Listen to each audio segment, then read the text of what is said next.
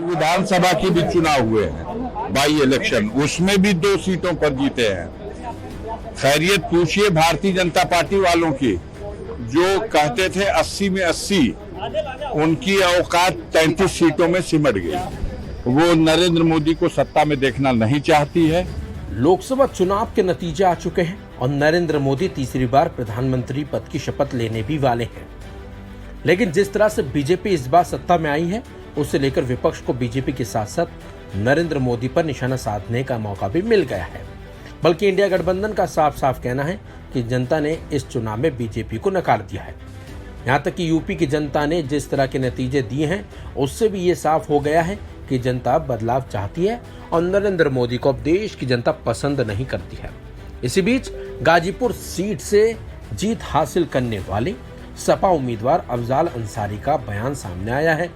अफजाल अंसारी ने बीजेपी के साथ साथ पीएम मोदी पर निशाना साधा है। अफजाल अंसारी का कहना है कि लोकसभा चुनाव के साथ साथ विधानसभा उपचुनाव भी हुए थे, उसमें भी हमारी सरकार ने 2 सीटें जीती हैं और जनता ने अपनी राय भी दे दी है कि वो नरेंद्र मोदी को सत्ता में नहीं देखना चाहती है।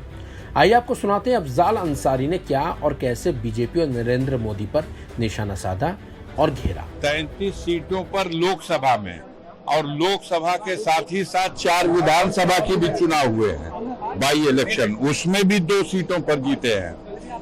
खैरियत पूछिए भारतीय जनता पार्टी वालों की, जो कहते थे 80 में 80, उनकी औकात 33 सीटों में सिमट गई। जो कहते थे 400 के पार जीतेंगे, वो 300 सीट तो हार गए। महज 240 सीटों पर जनता ने, अब लंगड़ी सरकार है, अब बैसाखी के सहारे चलेगी। जनता ने अपना रुझान दे दिया।